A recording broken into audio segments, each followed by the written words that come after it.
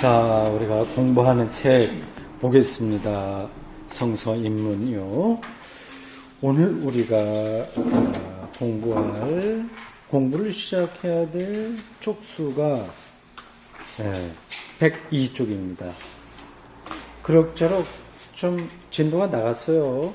이제 오늘 모세오경의 마지막 부분입니다. 모세오경 하면 구약 성경 중에서 가장 중요한 성경이에요. 뭐 성경 중에서 가장 중요하고 아니고가 따로 있나 이렇게 생각할 수도 있는데 다 같이 하나님의 말씀이니까요. 근데 중요하다고 하는 거는 이제 구약에 많은 문서들이 있었는데 그 중에서 제일 먼저 어떤 영적인 권위로 인정받은 책이라고 하는 겁니다. 그러니까 구약 성경이 처음부터 이렇게 39권이 딱 자리를 잡은 게 아니라 천천히 하나님의 말씀으로 어떤 권위를 잡게 됐어요. 그래서 상당히 세월이 필요했습니다. 물론 이제 여러분들이 알다시피 39권 말고도 많고요. 이 39권도 경전으로 되는데 여러 가지 우여곡절들이 좀 많이 있었습니다. 근데 그 중에서 이 모세오경은 가장 먼저 이렇게 인정을 받았고 누구나 다 유대교인들은 이거를 인정했습니다. 예, 모세오경이에요. 아주 중요합니다. 율법서라고도 하죠. 뭐 토라라고 보통 그렇게 부르기도 하고요. 모세오경을 우리가 그러니까 어떻게 되는 거예요? 한 2달여 정도의 공부를 하며 오늘 마지막 부분입니다. 신명기예요. 그러니까 모세오경이 크게 세 토막으로 나눕니다. 다시 반복하는 뜻으로 보십시오. 창세기, 출애굽기, 레위기, 민수기, 신명기 이거는 이제 모세오경이라고 합니다. 근데 왜 모세오경이라고 부르는지 알죠? 오경은 5가지 경전이라고 하는 거고 모세라고 하는 건 이걸 모세가 썼다. 그런 전통에 따라서 그렇습니다. 그래서 영어 성경이나 아니면 독일어 성경 이런 데는 이렇게 창세기 출애굽기 이렇게 나가지 않고요. 모세의 첫 번째 책, 모세의 두 번째 책 이렇게 나갑니다. 이제 그게 기본적으로 돼 있고 그 옆에 이제 창세기, 출애굽기, 레위기, 민수기, 신명기 이런 게 또 달려 있기도 합니다. 달려 있는 성경도 있고요. 근데 어쨌든 첫 번째, 두 번째, 세 번째, 네 번째, 다섯 번째 이렇게 책으로 불러요. 그래서 레위기라고 한다면 모세의 세 번째 책 이렇게 합니다. 그러니까 모세가 기록했다고 그렇게 이제 사람들이 알고 있는 이 5권의 책을 가리켜서 모세오경이라고 합니다. 그게 크게 세 파트로 나눠요. 첫 번째는 창세기예요. 그리고 두 번째 파트는 출애굽기서부터 신명기까지, 민수기까지요. 민수기, 출애굽기, 레위기, 민수기. 그 이름이 왜 붙었는지는 아시죠? 창세기는 말 그대로 창세기에 대한 이야기 그거고요. 창세기에는 핵심적으로 창조와 인간의 타락과 그리고 노아 홍수와 바벨탑에 이르는 원래 역사가 있고 그다음에 3명 혹은 4명의 족장들에 대한 이야기입니다. 그게 창세기예요. 그건 창조와 연관돼서 창세기라고 그러고 두 번째 파트가 출애굽기서부터 민수기까지예요. 출애굽기는 이건 당연히 애굽을 탈출한 이야기이기 때문에 출애굽기라고 얘기를 붙이고 레위기는요. 그런데 생각해 보세요. 왜 레위기라고 이름을 붙였을까요? 영어나 독일어 성경으로는 세 번째 책, 모세의 세 번째 책인데 그냥 고유명사로 이게 레위기라고 합니다. 이제 율법이 들어있고 레위의 전통이다. 그래서 레위기라고 부르고요. 그 말 자체가. 그 다음이 민수기죠. 민수기는 어디에서 이름이 붙었냐 하면 그냥 생각해 보세요. 어땠을까? 일단 그런 거를 생각을 해야 그 다음에 들어도 잊어버리지 않습니다. 모든 공부가 그렇잖아요. 민수기 그래서 숫자를 쉬었다는 겁니다. 이게 민수기 안에 민수기 내용 중에 유대 민족들 출애굽 유대 민족들의 숫자가 몇 명인지 세는 게 나와요. 그래서 민수기 부릅니다. 신명기는 요건 이제 모세오경 중에서 세 번째 부분으로 이제 모세 연설이죠. 그래서 그게 이름이 어떻게 왔냐? 그거는 제가 지금 가물가물하네요. 뭐 옛날에 그냥 읽었던 책들에 남아있는 기억인데 신명기가 귀신 신자 이렇게 쓰지 않고요. 이렇게 다른 신자 쓰거든요. 그게 뭔가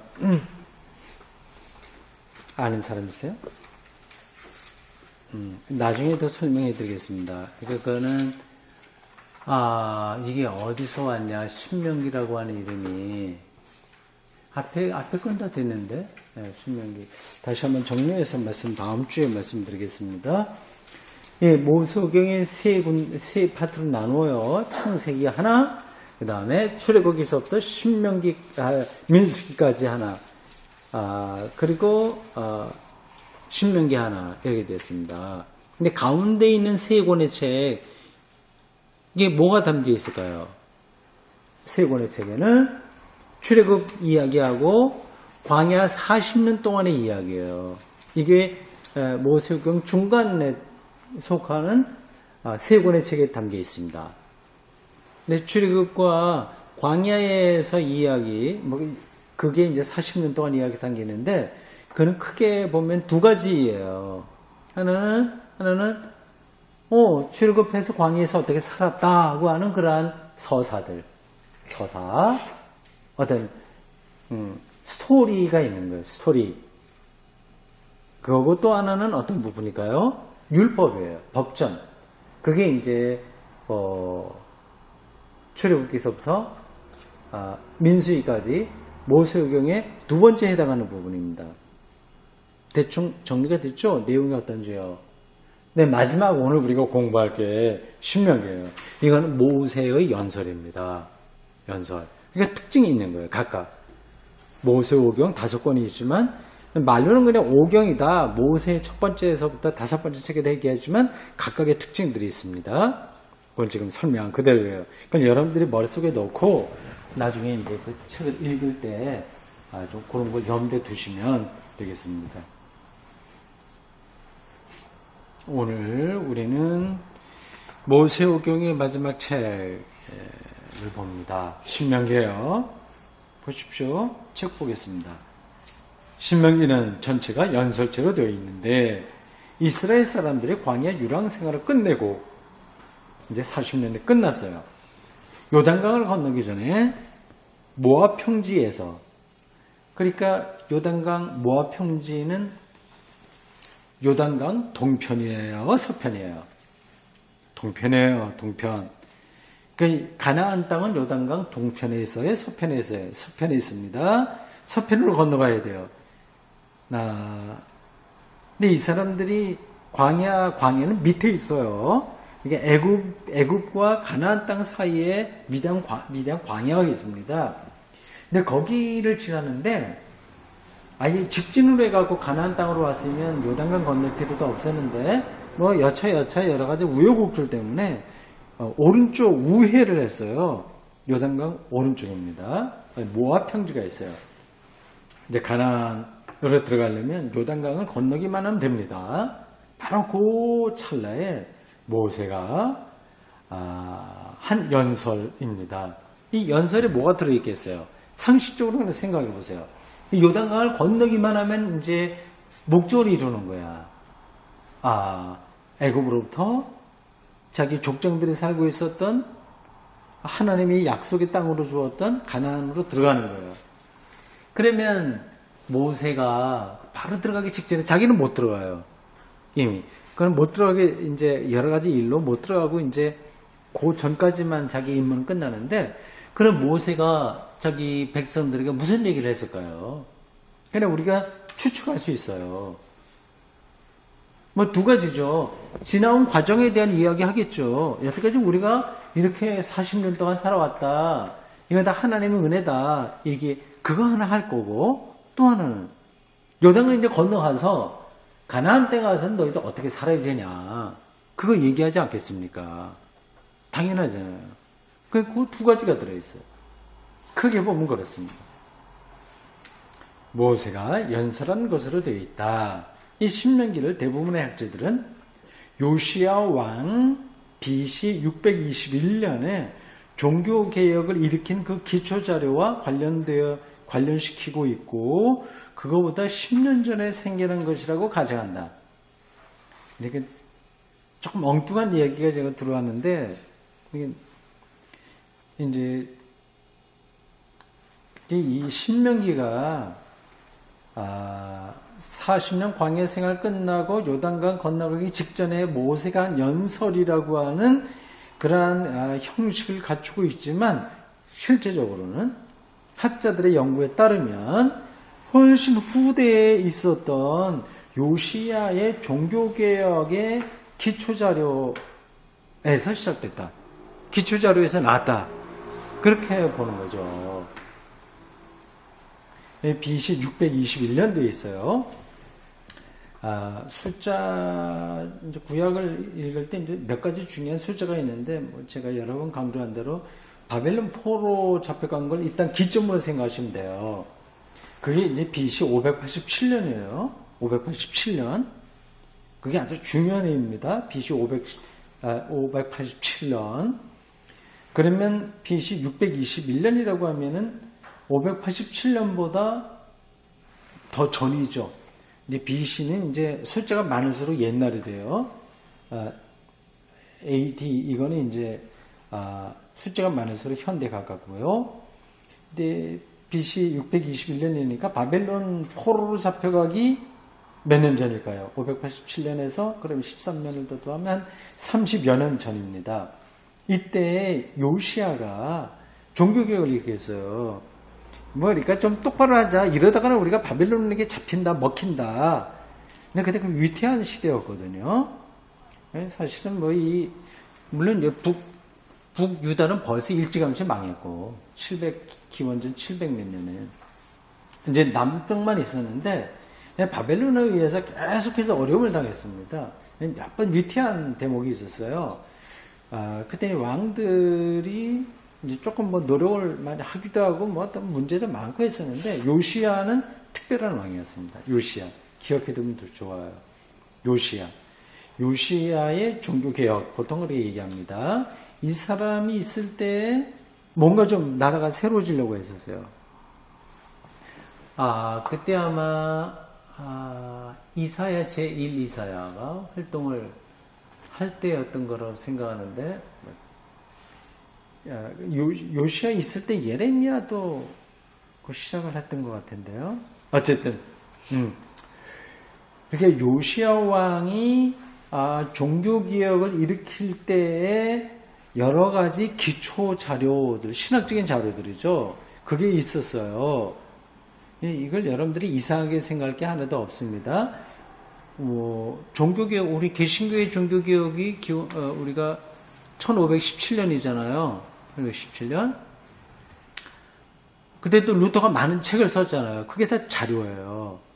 그런 것처럼 요시야도 어떤 개혁을 일으킨다고 할 때는 그게 주묵구구식으로 되지 않습니다. 그게 다 문서가 있어야 돼요. 그러니까 사상이 있어야 돼요. 철학이 있어야 돼요. 그러니까 모든 개혁, 그리고 혁명 운동들은 막 운동이기 전에 어떤 그 사상이 있어요. 같이 연결되긴 합니다. 근데 칼 막스의 어떤 그런 노동혁명, 이런 것도 그냥 공산주의 혁명 그렇게 나온 게 아니라 다 그 이론에서 나왔어요. 어떤 철학에서 나왔어요. 칼 막스가 역사학자이면서 철학자이고 경제학자거든요. 근데, 이제 역사가 어떻게 발전한다. 그러한 어떤 자기의 철학을 기초로 해놓고 나가는 거죠. 근데 거기 이제 영감을 받아서 많은 운동들이 일어나는데 요시야의 종교개혁도 그렇습니다. 많은 문서들이 있었어요. 근데 그 문서들이 바로 신명기의 내용이다. 실제적으로는 그런 거다. 그런 거죠. 여기에 굉장히 시대적으로는 차이가 많아요. 모세가 이 요단 동편, 지금 우리가 계속 얘기하는 거예요. 모압 광야에서 이스라엘 백성들에게 가나안 땅 들어가기 직전에 행한 이 연설인 신명기는 형식적으로 보면 기원전 얼마나 될까요? 15세기 정도예요. 기원전 1400년 정도 됩니다. 그러면 이 요시아하고는 몇 년 차이가 나요? 한 최소한도 800년 정도 차이가 나거든요. 근데 실제적으로는 800년 후의 문서들인데 그게 형식적으로는 800년 전의 문서로 유대교의 역사 안에 자리를 잡게 된 겁니다. 좀 복잡한가요? 그리고 그건 참고적으로 아시라고 드린 거고요. 이렇게 쭉 다 연결이 되어 있어요. 신명기 법전은 그 신명기 안에서도 법전이 따로 있어요. 법전 코드라고 합니다. COD 코드. 신명기 법전은 12장에서 16장인데 신명기의 중심부다. 그러니까 이런 것들이 신학이에요. 신학. 법전은 신학이야. 율법서도 다 신학이고요. 우리나라에도 헌법이 있잖아요. 헌법이 그냥 나온 거 아니잖아요. 그러니까 자유민주주의 체제를 담는 철학이 거기 있는 거 아니겠습니까? 교회의 어떤 정관이라든지 헌법들도 다 그게 신학이거든요. 그리고 신조들도 다 신학이고요. 니케아 신조 우리가 하잖아요. 한 달에 한 번씩. 사도신경 이쪽에 다 신조거든요. 그리고 웨스트민스터 신조 이런 것들이 다 신학입니다. 그러니까 법전인 거예요. 법전. 이런 것이 신명기의 중심부다. 첫 부분에는 두 개의 서론적 연설이 나온다. 1장에서 4장과 1장에서 4장과 5장에서 11장. 그리고 중간에 법전이 있고 마지막 27장에서 30장에는 그 연설을 마감하는 게 있고요. 그리고 31장에서 34장에는 신명기만이 아니라 모세오경 전체에 대한 결론이 나옵니다. 재밌어요? 재밌습니까? 다른 율법 자료와 비교해 볼 때 신명기는 역사 자료와 철저하게 얽혀 있다. 다른 율법 자료가 뭐예요? 이제 앞에 나와 있는 것들, 레위기에 나와 있는 것도 있고요. 또 출애굽기에도 있고 민수기에도 있는 그런 것들하고 비교해 볼 때 신명기는 역사 자료와 철저하게 얽혀 있다. 요시야 왕의 종교개혁, 요시야 왕의 개혁운동, 거기에 기초 자료로 쓰였던 문서들과 아주 깊이 연관되어 있으니까, 그러니까 이 신명기는 이스라엘, 정확하게는 남유다, 이스라엘까지 포함해서 전체 그 나라의 역사와 긴밀하게 연관되어 있는 거죠. 그러니까 역사적인 바탕을 굉장히 구체적으로 담아내는 문서다 생각하시면 됩니다. 각 항의 처음과 끝에는 따로 해석을 붙이는 특징이 있다. 이런 해석은 때로 율법 자체에 대한 해석으로 나타난다. 경고 형식의 설교가 가진 가장 중요한 특징은 그 설교 속에 들어있는 율법은 역사 회고에 기초를 둔다고 하는 점입니다. 역사 회고, 자신들이 애굽에 나올 때 어떻게 했었고 중요한 것들이 있잖아요. 광야에서 하나님께서 만나와 메추라기를 내려주시고 또 뭐 있겠어요. 그리고 그 광야에 있었던 원주민들의 공격에서 우리를 지켜주시고 그런 것들 다 회고하면서 하나님의 뜻이 뭐냐 그걸 이제 해석한 거죠. 계명을 지키려는 훈계는 하나님의 능력 있는 행위의 선포를 근거한 것이다. 그걸 연결을 시켜서 생각해야 돼요. 뭐 지켜라 뭐 하지 말 그런 얘기 많이 있지 않습니까? 율법은 거의 다 그런 건데요. 십계명을 생각해도 좋아요. 근데 그러한 것들은 그냥 무조건적인 명령이 아니라 그 바탕에 뭐가 있는 거예요. 그러니까 하나님의 행위는 능력이 있다. 그러니까 그 말씀을 우리가 지켜야 된다고 하는 거죠. 허무맹랑하게 그렇게 지키는 게 아니라 아주 근거가 있기 때문에 지켜야 되는 거예요. 그죠? 과거 역사도 하나님의 구원 행위에 의해서 결정되었지만 미래 역사도 하나님의 축복이나 저주에 의해서 결정될 것이므로 계명을 지키라고 하는 것이다. 네. 참 중요한 이야기죠. 어떻게 보면 굉장히 따분한 이야기이기도 해요. 뭐 이스라엘 사람들 자기들의 생각하는 그런 것들, 그들의 풍습들, 뭐 그런 것들은 무슨 의미가 있냐? 그렇게 생각할 수도 있는데 여기에는 하나님에 대한 아주 중요한 그러한 그 신학이 담겨 있어요. 그러니까 신명기에 나타난 중심 개념은 축복이다. 축복. 그러니까 이런 것들을 자칫 오해하면 기복신앙으로 떨어질 수 있는 거죠. 기복신앙. 어떻게 보면 복을 받는다, 잘 된다, 뭐 이른 비와 늦은 비가 내린다, 뭐 이런 식으로만 나가게 되는데 이거는 사실은 하나님이 능력 있는 분이라고 하는 걸 전제하는 거예요. 거기에 초점을 맞추고 그 말씀을 청종하면 순종하면 너희들의 과거를 지켜주셨던 것처럼 미래도 보장해 주신다. 그러한 약속이죠. 오른쪽에 넘어가서요. 도표 나오죠? 보십시오. 그 전체 구조를 그림처럼 설명했습니다. 1장에서 11장은 연설의 서론이요. 12장에서 26장은 신명기 법전. 예, 이게 신명기 법전이 신명기 중심부예요. 27장에서 30장은 끝맺는 연설, 31장에서 34장은 오경 전체 결론입니다. 이 그림을 볼 때마다 제가 아직 풀리지 않은 의문이 있는데 이렇게 네 토막으로 나누는 건 좋아요. 이렇게 눈에 한눈에 들어오니까 좋은데 왜 이 그림이 어떤 건 오른쪽으로 나가고 어떤 또 왼쪽으로 나오는 것도 중간만 나오고 왜 이렇게 그림을 그렸을까요? 혹시 뭐 이렇게 잡히는 거 있어요? 그냥 나란히 위에서부터 밑에까지 그냥 나란히 그냥 그거만 구분하면 되지 왜 오른쪽 나오고 왼쪽으로 튀고 중간까지만 나오고 이렇게 했을까? 이런 그림들이 많아요.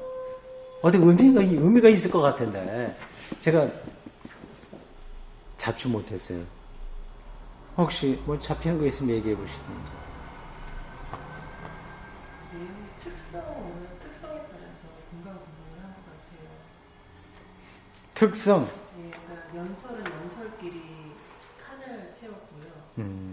그 다음에 그 31에서 34가 앞에 나온 거는 오경 전체에 대한 결론을 좀 앞에 포인트를 둔 것 같고요. 그냥 깰동이다. 그래. 찍은 거야? 네. 알았습니다. 굉장히 이해하기 힘드네요. 다른 거는 좀 봤었는데. 다른 데도 많이 나와요. 거의 비슷하게. 나중에 또 봅시다. 이게 참. 알았습니다. 그 정도로만 더 두고요. 어쨌든 그게 전체 구성입니다. 네 가지로 되어 있어요. 연설의 서론, 그리고 결론 있고, 가운데 법전이 있고, 맨 마지막에 오경의 결론이 나옵니다. 예. 그 네 대목을 뭐 간단하게 봅시다. 첫 번째 연설의 서론입니다. 1장에서 11장입니다. 이곳의 중심이 6장이라고 해요. 특별히 6장 중에서 4절과 5절이 중요합니다. 그건 제가 한번 찾아보겠어요. 신명기 6장 4절에서 이게 쉐마라고 하는 부분이거든요. 6장 4절에 이제 이것도 이제 그 본격적으로 어떤 연설을 하기 전에 서론을 다룬 거예요. 6장 4절에 이렇게 나옵니다. 4절과 5절이에요. 이스라엘아 들으라. 쉐마라고 하는 들으라 뭐 그런 뜻으로 이렇게 아주 정형화된 구절입니다. 이스라엘아 들으라. 우리 하나님 여호와는 오직 유일한 여호와시니 너는 마음을 다하고 뜻을 다하고 힘을 다하여 네 하나님 여호와를 사랑하라. 예, 이게 신앙 고백의 핵심입니다. 네, 이 구절은 6장 4절에서 5절 이거는 신명기의 기본 명제인 제1계명을 밝혀서 설명하려는 거하고 관련이 있다. 예. 그렇게 보시면 되겠습니다. 좀 더 구체적인 내용이 그 뒤에 나오죠. 밑으로 나옵니다. 눈으로 그냥 보십시오. 그러니까 1장 1절에서 3장 29절에는 호렙산서부터 요단 동편에 일기까지에 대한 거를 좀 회고한 거예요. 지나간 역사에 대한 회고. 호렙산, 왜 호렙산부터 시작했을까요? 출애굽서부터 시작하지 않고요. 호렙산은 출애굽받은 다음에 이스라엘 백성들이 제일 처음 당도한 산입니다. 그리고 여기에서 십계명을 비롯해서 율법을 받은 산이고요. 그러니까 광야 생활의 본격적인 시작은 호렙산이라고 생각하시면 됩니다. 호렙산 이전까지는 그냥 출애굽, 애굽에서 뛰쳐나와갖고 조금 온 거예요. 그러니까 광야 생활 40년 동안의 본격적인 시작은 호렙산이다. 거기서부터 요단 동편까지의 여정이 이게 40년 동안 이스라엘 백성들의 광야 생활이다. 그렇게 여러분들 머릿속에 정리하면 됩니다. 됐죠? 네, 호렙산서부터 요단 동편 지역까지 그 안에서 벌어진 많은 이야기들이 출애굽기, 레위기, 민수기 여기에 나오는 거예요. 그걸 이제 신명기에서는 한번 회고했습니다.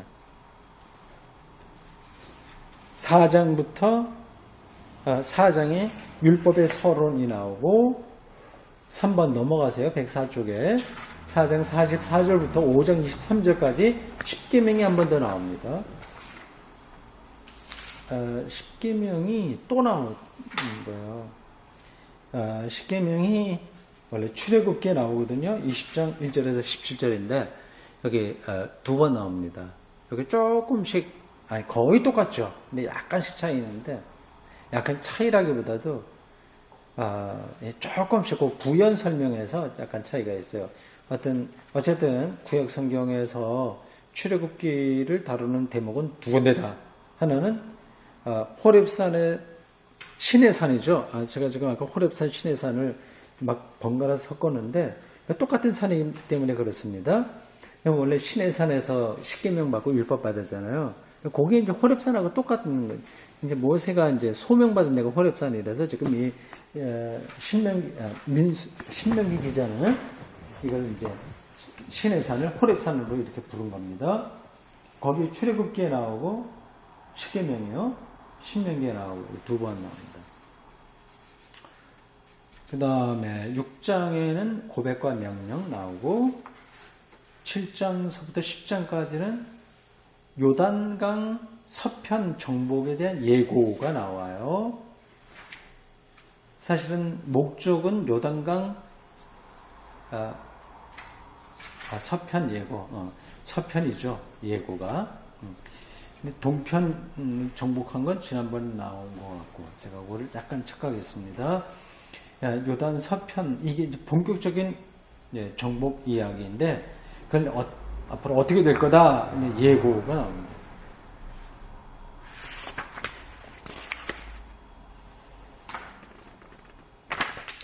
넘어가세요. 106쪽입니다. 나머지 부분들은 여러분들이 읽어보십시오. 간단한 내용들을 우리가 지금 따라가고 있습니다. 신명기 첫째 부분은 연설의 서론이고요. 두 번째 부분 신명기 법전입니다. 법전이에요. 코드 12장에서 26장. 이게 신명기에서 가장 중요한 거고요. 요시야의 개혁운동의 신학적인 토대다. 생각하시면 됩니다.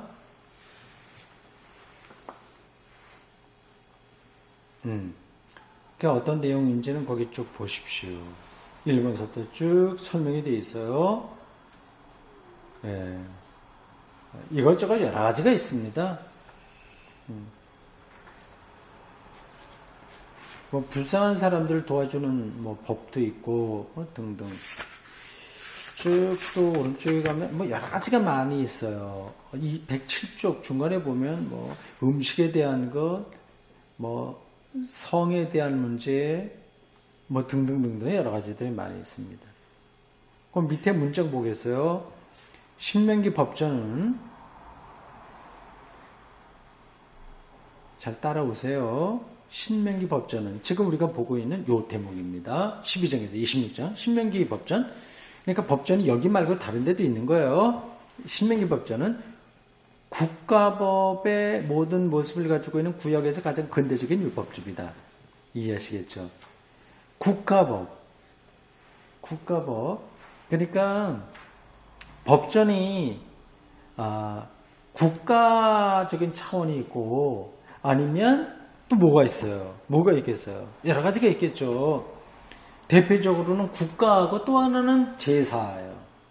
그러니까 종교적인 차원, 어떻게 뭐 제사를 드리고 하는, 그리고 제사장의 복장을 어떻게 할 것이면 뭐 그런 것들이 이제 종교적인 차원에서 제사 중심의 법전이라고 한다면 사회 관계된 문제들, 이런 것들 국가법이라고 할 수 있습니다. 그 두 가지가 차이가 나는 거예요. 근데 이 신명기 법전은 가장 근대적인 법이라고 하는 거죠. 그 아시겠죠? 그 차이가 있는 거죠. 근대적인 게 있고 전근대적인 게 있는 거예요.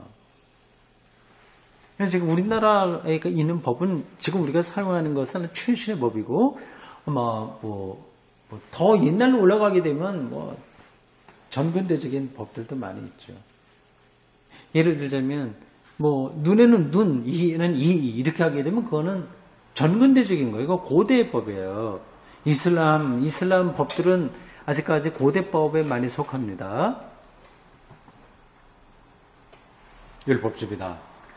성결법에 따르면 성결법전이죠. 이런 것들 레위기에 주로 많이 나오는데 성결법전에 따르면 법적인 문제는 예배 공동체에 제한되어 있다. 그러니까 성결법전, 그러니까 국가법하고 다른 거죠. 성결법 이런 것들은 예배 공동체에 제한되어 있다. 그러나 신명기 법전은 굉장히 법이 발달되어 있는 거야. 당연히 그렇죠. 아까 말씀드렸죠. 요시야 왕의 개혁운동의 자료에 쓰여지던 거니까. 그러니까 정말 최근이죠.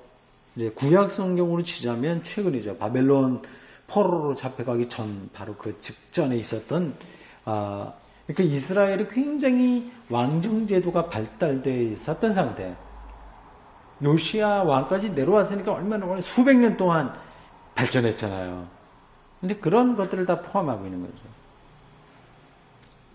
그런데 신명기 법전은 하나님에 대한 철저한 복종을 요구하는 기본 계명을 모든 생활 영역과 관련시키고 있는데 특별한 중요성이 있다. 복종이라고 하는 거예요. 복종. 예. 그리고 사회 정의에 대해서 대단한 관심을 갖고 있다. 근데 아마 여러분들이 그냥 성경을 읽어서는 그게 구별이 잘 안 될 겁니다. 이건 아주 전문적으로 연구할 때 이게 구분이 되는 거거든요. 뭐 우리 일반 신자들이 뭐하러 그렇게 전문적인 거 알 필요가 있나 알아야 됩니다. 그래야 성경을 오해하지 않고 읽을 수 있어요. 네, 그게 두 번째 대목이었습니다. 세 번째, 끝맺는 연설입니다. 27장에서 30장입니다. 네, 쭉 그렇게 보시면 돼요. 특별히 세 번째 축복과 저주가 나와요. 28장 1절에서 68절입니다. 네, 이것도 재미있는 부분이에요. 축복과 저주. 맨 밑에 새롭게 시작하는 패러그래프 보십시오. 28장은 축복과 저주를 말하고 있는데 본래는 신명기 법전에 속했던 것이다. 본래는 신명기 법전에 속해 있었던 것이다. 뭐 지금도 신명기 그거군요. 그러니까 이게 앞부분에 있었다고 하는 거죠. 신명기 법전이 12장에서 26장까지 있잖아요. 거기 있었던 건데 지금은 뒤로 좀 옮겨졌다고 하는 뜻이네요. 그와 같은 축복과 저주에 의해서 율법을 이해하는 것은 오랜 기간 동안 하나의 합법적인 인정을 받았다. 그러나 28장은 이제 크게 확대되었다. 소박한 축복과 저주의 공식이 물질적 번영과 재앙에 관한 명백한 선고 형태로 나타나고 있다. 아주 더 구체화됐다고 하네요. 재앙 선고는 구약의 자료 중 가장 무미한 자료 중에 하나다. 번역이 돼서 그런데 무의미라고 하는 뜻은 아닐 거고 무의미한 게 아니고 무미하다. 그러니까 조금 읽기가 좀 불편하다 라고 생각할 수 있을까요? 구약 자료 중에서 이 재앙 선고는 가장 받아들이기 좀 무엇한 거다. 그런 것 중에 하나다. 어떠한 종류의 재앙의 위협이 이곳에 하나 모여 있다는 것을 지적한다고 하는 것은 이곳에 이렇게 모여 있다고 하는 것은 참 놀랄 만한 일이다. 그래서 그게 조금 읽기가 불편하긴 한데요. 그 배후에는 이러한 재앙을 이렇게 같이 끌어모아 놓은 그 배후에는 하나님의 거룩성에 대한 깊은 신앙이 자리 잡고 있다. 그걸 봐야 되는 거죠. 이렇게 재앙이 있다고 하는 걸 가지고 자꾸만 신자들을 위협하거나 너 이렇게 된다, 저주받아 이런 식으로 가게 되면 얘는 성경을 좀 오해하게 되는 겁니다. 결국은 하나님의 거룩성을 강조하는 거거든요. 그러니까 그걸 균형 맞춰서 우리가 잘 봐야 됩니다. 마지막 대목으로 가겠어요. 4번 오경의 결론 신명기 31장에서 34장입니다. 여기에 나오는 것들이 5개네요. 여호수아를 자기 후계자로 지명하죠. 모세가 지명합니다. 두 번째는 율법에 관한 전승, 토막토막 그런 이야기들이 있고요. 세 번째는 모세의 노래, 찬송 형식으로 어떤 그 연설의 내용을 요약한 거라고 보면 됩니다. 네 번째, 모세의 축복사, 각 지파에 대한 축복이 여기 나와 있네요. 여기가 이 부분이 창세기 49장과 비교하라고 그랬잖아요. 비교가 된다고 그런 거죠. 창세기 49장에는 야곱이 이집트에 애굽에 가서 살다가 죽을 때 자기 12 아들들에 대한 축복 유언이죠. 유언이 담겨 있어요. 그거 비교될 만한 내용이다. 그 얘기입니다. 마지막으로 5번째 모세의 죽음입니다. 모세 죽는 걸로 끝나요. 신명기가 그렇게 끝나고 모세오경이 그걸로 끝납니다. 이렇게 여러분들 이렇게 머릿속에 넣으시면 되겠네요. 하나님이 창조한다. 창조 이야기부터 시작해서 족장들의 이야기를 거쳐서 애굽에 내려갔다가 애굽을 탈출하고 40년 동안 광야 생활을 하다가 요단강 동편까지 와서 모세가 자기 백성들에게 연설을 하는 것 그리고 죽는 것 그게 이제 모세 오경의 전체적인 내용입니다. 정리가 됐죠. 모세는 그냥 산에 올라가서 실종됐어요. 어디서 죽었는지도 모릅니다. 잠깐만, 그 산 이름이 왜 제 기억이 또 안 나나? 네. 그 이제 산에 올라가서 죽었거든요. 산 이름을 제가 말씀을 드려요. 느보산. 예, 느보산에서, 여기 나오네요, 중간에. 약속된 땅을 보기 위해서 느보산을 올라가라고 하는 명령을 받고 등등. 보기는 보는데 이제 저기 들어가지 못하고, 가나안 땅을 들어가지 못하고 죽습니다.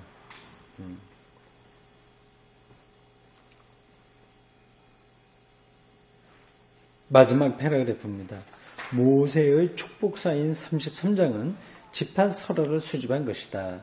창세기 39장과 39장이 아니라 그거 49장이에요. 그죠? 그거 오자가 난 것 같습니다. 창세기 49장. 그러니까 밀접하게 관련되어 있다. 신의 현현을 빌려서 시작되는 이 장은 이스라엘을 구원하시라고 하는 약속으로 끝난다. 요셉에 관한 축복은 특별히 풍부하고 자세하다. 이렇게 이게 서로 여러 이스라엘의 전승들이 이렇게 해서 영향을 주고 정리되고 편집되고 어떤 그 신학적인 관점으로 이게 정리가 됐습니다. 신명기가 중요한 이유는 여기에 구약의 전체 사상이 집약되어 있기 때문에 그렇습니다.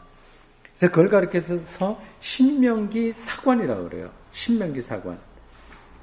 그게 구약을 전체 끌어가는 핵심 신학입니다. 신명기 사관.